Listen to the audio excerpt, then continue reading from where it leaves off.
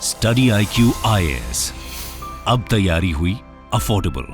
नमस्कार दोस्तों जैसा कि आप सबको पता है, आज के डिजिटल एरा में जो बड़े बड़े यूएस के टेक कंपनीज हैं, उन्होंने काफ़ी बड़ा दबदबा बना रखा है, सिर्फ भारत में नहीं पूरे दुनिया के अंदर। और इसीलिए हर एक देश कोशिश कर रहा है एक डिजिटल कंपटीशन से रिलेटेड कानून लाया जाए। यूरोप में ऑलरेडी इंप्लीमेंट हो गया है और फाइनली भारत ने भी लंबे समय के बाद, यहाँ पर काफ़ी सारा प्रॉब्लम आ रहा था, जारी नहीं किया जा रहा था, लेकिन फाइनली भारत ने भी नया डिजिटल कंपटीशन बिल का जो ड्राफ्ट है वो जारी कर दिया। ये खबर आप देख सकते हो, India's propose digital competition framework, और इसको हम डिटेल से समझेंगे क्योंकि यहां पर अब क्या होगा ना कि अगर ये कानून फाइनली भारत में आ जाता है, पार्लियामेंट से पास हो जाता है, तो इसकी वजह से जो बड़े बड़े टेक कंपनीज हैं, चाहे अमेजॉन है, गूगल हो गया, फेसबुक हो गया, इन सबको कई सारे रेगुलेशंस फॉलो करने पड़ेंगे, जो ये बिल्कुल भी नहीं चाहते। इन्होंने तो पूरी तरह से इस बिल का विरोध किया है। खैर, मैं आपको डिटेल से बताऊंगा ये इतना जरूरी क्यों है, क्या इसके अंदर होने वाला है, चलिए इसके बारे में जानते हैं। लेकिन उससे पहले ध्यान रखिएगा, आप में से जो भी लोग यूपीएससी की प्रिपरेशन कर रहे हैं, आप हमारा जो नया जीएस फाउंडेशन का बैच है, जिसके अंदर कंप्लीट प्रिपरेशन कराई जाती है, प्रीलिम्स, मेंस, इंटरव्यू सब कुछ मिलता है, ये 20 मई से स्टार्ट हो रहा है। ये मॉर्निंग बैच है, हर रोज सुबह 8 बजे लाइव क्लासेस होगी। यहाँ पर पर्सनल मेंटर आपको दिया जाएगा, टेस्ट सीरीज होगा, 18 बुक्स यूपीएससी की मिलेंगी, कुछ भी आपको एक्स्ट्रा लेने की जरूरत नहीं है, बस ये सिंगल बैच लीजिए और अपने यूपीएससी की तैयारी करिए। देखिए, आपको हमारे वेबसाइट ऐप पर जाना है इसको लेने के लिए, या फिर कमेंट सेक्शन में लिंक है और करना है आपको ये कोड अंकित लाइव। कोड इस्तेमाल करके आप मैक्सिमम जो डिस्काउंट है हमारे सभी कोर्सेज में, किसी भी बैच में, वो आपको मिल जाएगा। और इसके अलावा अगर आप एमसीक्यूज अटेम्प्ट करना चाहते हैं तो मेरे इंस्टा पेज पर जाइए, वहां पर स्टोरीज में जितने भी एमसीक्यूज हैं उसको भी आप अटेम्प्ट कर पाएंगे। तो चलिए शुरुआत करते हैं और सबसे पहले ये देखते हैं कि एग्जैक्टली हुआ क्या है। देखिए, जो committee on digital competition law है, उन्होंने रिपोर्ट जारी किया और इसके अंदर कहा है कि भारत में एक नया डिजिटल कंपटीशन कानून होना चाहिए, और इसी को देखते हुए इन्होंने ड्राफ्ट डिजिटल कंपटीशन बिल जारी कर दिया है। देखो, ये बिल जारी क्यों किया गया मैं आपको बताता हूं। पार्लियामेंट के अंदर आपको पता होगा कई सारे स्टैंडिंग कमिटीज होती हैं, तो यहां पर क्या है, जो इस parliamentary standing committee on finance है, इन्होंने दिसंबर 2022 में 53rd रिपोर्ट जारी किया था, और इसके अंदर यह कहा था कि डिजिटल मार्केट के अंदर जो डायनेमिक्स है वो बहुत यूनिक होता जा रहा है, काफी डिफरेंट चीजें आपको उसके अंदर देखने को मिलेंगी। इसकी वजह से यहां पर जो बड़े बड़े कंपनीज हैं, अमेरिका के हो गए, जो भी कंपनीज हैं, वो कंसंट्रेट ना कर पाए, सारी पावर अपने से ना ले पाए, इसको देखते हुए हमें उसको संभालने की जरूरत है। और इसीलिए उन्होंने कहा कि हमें अगर ये टाइमली चीज़ों को एड्रेस करना है तो यहाँ पर कुछ कानून, कुछ फ्रेमवर्क लेकर आना चाहिए। और इसी को देखते हुए फाइनली यहाँ पर आप देख सकते हो एक नए कानून को प्रपोज किया गया है, और ये जो ड्राफ्ट लॉ है ये बेसिकली है डिजिटल कंपटीशन बिल 2024। इसमें क्या होगा, ये जो गूगल, फेसबुक, अमेजॉन, इस तरह की जो बड़ी कंपनीज हैं, वो सेल्फ प्रिफरेंसिंग नहीं कर पाएंगे। सेल्फ प्रिफरेंसिंग का मतलब ये हुआ, जैसे अमेजॉन है, मान लो अमेजॉन क्या है, ये तो एक मार्केट प्लेस है, इसके अंदर बहुत सारे कंपनीज आती हैं, अपने प्रोडक्ट्स को लिस्ट करती हैं और वो उनके सामान बिकते हैं, जो लोगों को पसंद आता है लेते हैं। तो उनका काम क्या है, बिना भेदभाव किए यहां पर प्रोडक्ट्स की लिस्टिंग की जाए। लेकिन अमेजॉन कई बार ये करता है कि अपने ही प्रोडक्ट्स को ज्यादातर उसको प्रमोट करने में लगा रहता है, या फिर कुछ कंपनी से पैसा ले लेता है ज्यादा और उनके प्रोडक्ट्स को यहां पर ज्यादा प्रमोट करता है। तो ये जो एंटी कॉम्पिटिटिव चीजें हैं, ऐसा ना हो सके। फिर इसके अलावा यहां पर क्या है कि आप ही आपस में ही बहुत सारे कंपनीज हैं ग्रुप के, जैसे मान लो गूगल हो गया, गूगल में यूट्यूब है, गूगल मैप है, आपस में ही सारे डेटा शेयर करते रहते हैं, और एक तरह से उन्होंने पूरा मोनोपोली बना लिया है। तो इस तरह की चीजें ना हो, इसके लिए ये कानून यहां पर लाने की कोशिश की जा रही है। और अगर ये एक बार आ गया, आप समझिए, तो यहां पर बहुत सारे फंडामेंटल चेंजेस करने पड़ेंगे इन बड़े बड़े कंपनीज को, और अगर ये वॉयलेट करेंगे कोई भी चीज, तो यहां पर इनके ऊपर हैवी पेनल्टीज भी लगाई जाएंगी। अब देखो, ये जो ड्राफ्ट बिल लाया गया है सरकार के द्वारा, इसके अंदर इंपॉर्टेंट प्रपोजल्स क्या रखे गए, मैं आपको 2-3 चीजें बताता हूं।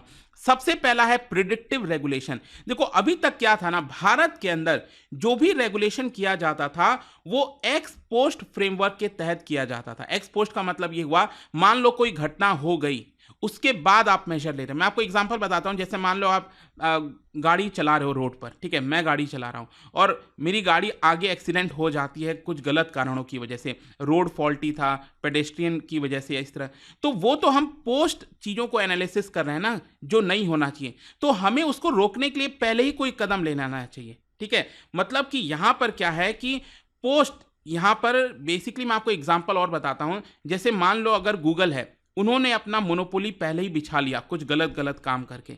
तो अब क्या होगा, ऑलरेडी भारत में बहुत से छोटे छोटे जो कंपनीज थे उनको तो लॉस हो गया ना। अब आप बाद में पेनल्टी लगाकर गूगल के ऊपर क्या करोगे? ऑलरेडी बहुत सारी भारत की कंपनीज थी वो तो लॉस में चली गई। लेकिन अगर सरकार पहले ही यहां पर कानून लेकर आती जिससे गूगल अपनी मोनोपोली नहीं कर पाता, तो उसमें क्या था कि हमारे कंपनीज भी एक तरह से सक्सेस हो पाती। तो इसीलिए यहां पर क्या है कि पोस्ट एनालिसिस करने के बजाय सरकार, जैसे कि अभी हमारा जो कंपटीशन एक्ट है ना 2002 का, वो कोई भी गलत काम होता है उसके बाद वो एक्शन लेते हैं, हमें पहले ही एक्शन लेने की जरूरत है। तो इस ड्राफ्ट के अंदर उसके बारे में चर्चा किया गया है कि हमें पहले ही यहां पर एक्शन लेना पड़ेगा इन बड़े बड़े कंपनीज के ऊपर। फिर इसके अंदर, इस बिल के अंदर यह बोला गया है कि कुछ कंपनीज को, जो बहुत बड़ी कंपनीज हैं, उनको SSDE का दर्जा दिया जाएगा, that is systematically significant digital enterprise. अब कौन से कंपनी को कहेंगे कि ये सिस्टमैटिकली सिग्निफिकेंट डिजिटल एंटरप्राइज है? उसमें कुछ पैरामीटर्स दिए गए हैं, जैसे कि मान लो उस कंपनी का भारत के अंदर पिछले 3 फाइनेंशियल ईयर में टर्नओवर 4000 करोड़ से कम नहीं है और ग्लोबल टर्नओवर 30 बिलियन डॉलर से कम नहीं है। फिर उसी के साथ साथ यहाँ पर उस कंपनी का जो ग्रॉस मर्चेंडाइज वैल्यू है भारत के अंदर वो 16,000 करोड़ से कम नहीं है। तो इस तरह के कुछ पैरामीटर्स हैं जो यहाँ पर तय किए जा रहे हैं, और उस पैरामीटर में अगर वो कंपनी आती है तो उस कंपनी को बोला जाएगा सिस्टमैटिकली सिग्निफिकेंट डिजिटल एंटरप्राइज। और एक बार वो कंपनी इसके अंदर आ गई तो उसके बाद उसको जितने भी रूल्स रेगुलेशन है प्रॉपर तरीके से फॉलो करने होंगे। मतलब वो सिर्फ अपने प्रोडक्ट को प्रेफरेंस नहीं दे सकती, यहां पर उसको थर्ड पार्टी एप्लीकेशन को भी अलाउ करना पड़ेगा। जैसे कि आज के डेट में आप देखते होंगे, अगर आप में से जिन लोगों के पास भी एप्पल है, आईफोन है, तो उसके अंदर आप थर्ड पार्टी से एप्लीकेशन को डाउनलोड नहीं कर पाओगे। तो यहां पर क्या है कि अभी सरकार कह रही है कि नहीं, आपको मार्केट को ओपन रखना पड़ेगा। ठीक है, गूगल में आप स्टिल कर सकते हो, लेकिन एप्पल में काफी सारे इश्यूज हैं। तो इसकी वजह से क्या है कि अगर कोई भी कंपनी ये गलत काम करती है तो सरकार उसके ऊपर ग्लोबल टर्नओवर का, ध्यान रखिएगा, ग्लोबल टर्नओवर का 10% तक पेनल्टी लगा सकती है। तो ये दूसरा चीज बोला गया है इसके अंदर। फिर थर्ड चीज इसके अंदर बोला गया है, that is associate digital enterprise. अब देखो क्या होता है ना, जैसे मान लो अगर किसी गूगल है, गूगल बहुत बड़ी कंपनी है, उसको सरकार ने कह दिया सिस्टमैटिकली सिग्निफिकेंट डिजिटल एंटरप्राइज। लेकिन आपको पता है गूगल के अंदर और भी कई चीजें आती हैं, जैसे गूगल मैप हो गया, फिर आपका यूट्यूब हो गया, वो भी गूगल का ही है।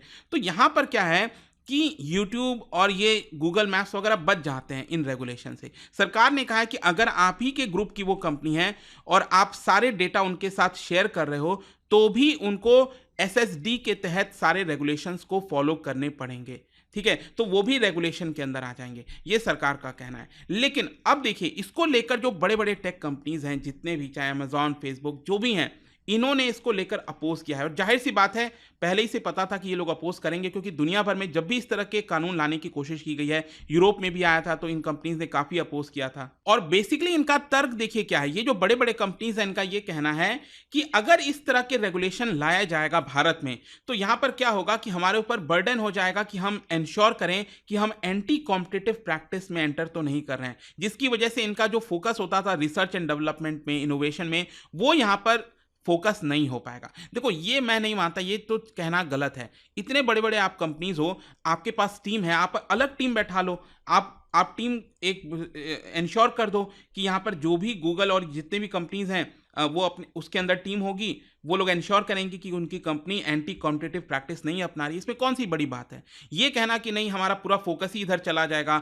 हम यहाँ पर इनोवेशन रिसर्च नहीं कर पाएंगे, ये तो देखो गलत है। इनफैक्ट यहाँ पर ये कंपनीज का ये भी कहना है कि हम चाहते हैं कि इस समय प्रेजेंट में जो कानून है, जैसे कंपटीशन कमीशन ऑफ इंडिया जो बनाया गया था 2002 के कानून के तहत, उन्हीं को और ज्यादा स्ट्रेंथन किया जाए बजाय नया कानून लाने के। ये बेसिकली ये लोग डर रहे हैं, मतलब मैंने आपको बताया ना, एक्स एंटे, मतलब आपको पहले से चीजों को फॉलो करना होगा। अगर आपने कोई गलत काम किया उसके बाद पेनल्टी लगेगी, वो तो लगेगी, लेकिन उसके पहले भी आपको चीजें फॉलो करना होगा। तो ये कंपनीज उससे कहीं ना कहीं डर रही हैं। ठीक है, तो अब देखना होगा इसको लेकर क्या होता है। इनफैक्ट यहां पर आप देख पाओगे जो डिजिटल कंपटीशन बिल है, इसको लेकर इन कंपनीज ने कहा है कि जो स्टार्टअप्स हैं उनके ग्रोथ में प्रॉब्लम आएगी। अब मैं आपको बता दूं, ये बोला गया है IAMAI के द्वारा, internet and mobile association of India. अब देखो, इसके अंदर आप देखोगे ना, नाम से लग सकता है कि इसमें भारत की कंपनीज होंगी, भारत की तो हैं, लेकिन इसमें दबदबा जो है वो फॉरेन कंपनीज का है। गूगल, अमेजॉन, एप्पल, मेटा, ये लोगों ने, इन लोगों का दबदबा है इसके अंदर। 2004 में इसको स्टैब्लिश किया गया था। तो यहाँ पर क्या है कि इन लोगों का कहना है कि स्टार्टअप्स वगैरह को इससे बहुत ज़्यादा लॉस होगा। बेसिकली ये लोग डराने की कोशिश कर रहे हैं। खैर, यहाँ पर ये मैटर क्यों करता है? देखो, गवर्नमेंट ऑफिशियल्स का कहना है कि अभी तक इतिहास में ये साफ साफ देखा गया है कि ये जो बड़े कंपनीज हैं, अगर इनको रेगुलेट नहीं किया गया तो ये एक तरह से काफ़ी ज़्यादा अपना मोनोपोली क्रिएट कर सकते हैं। पिछले साल ही आपको याद होगा, गूगल के ऊपर कॉम्पिटिशन कमीशन ऑफ इंडिया के द्वारा 1337 करोड़ का फाइन भी लगाया गया था। और साथ ही साथ कंसर्न्स यहाँ पर यह भी है कि जो मेजॉरिटी ऑफ इनोवेशन होगा ना, वो कुछ ही बिग टेक कंपनीज के पास आएगा। जो छोटे छोटे कंपनीज हैं उनको लॉस हो जाएगा।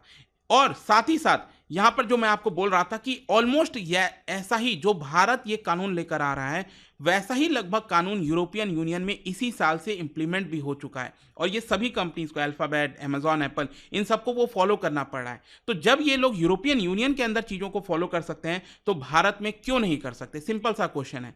तो ये पूरा वीडियो था दोस्तों, आई होप आपको अच्छे से समझ में आ गया होगा। और जाने से पहले एक इंटरेस्टिंग क्वेश्चन, क्या आप बता सकते हो इनमें से कौन कौन सी चीज़ें बैलेंस ऑफ पेमेंट के अंदर इंक्लूड की जाती हैं? 3 ऑप्शन में से आपको बताना है। इसका राइट आंसर आप सबको पता है, मेरे इंस्टाग्राम पर तो मिलेगा ही। वहां पर अगर आप नहीं हो कोई बात नहीं, टेलीग्राम से ले सकते हैं इसका सही उत्तर। मैं कई सारे जो एमसीक्यूज हैं वो यहाँ पर स्टोरीज में डालता रहता हूँ। अगर आपको पीडीएफ चाहिए तो टेलीग्राम पर आइए, अलग अलग सोशल मीडिया पर आप जुड़ पाओगे। और जैसा मैंने आपको बताया था, अगर आप यूपीएससी की तैयारी कर रहे हो तो हमारा जो नया बैच है 20 मई से, वो आप ले सकते हैं। दिस बैच में सब कुछ इंक्लूड होगा और ये मॉर्निंग बैच है। Just use this code Ankit live to get maximum discount. And I hope कि वीडियो आपको पसंद आया होगा। मिलता हूं आपसे next time. Till then, thank you very much, see you soon. Study IQ IAS, अब तैयारी हुई अफोर्डेबल।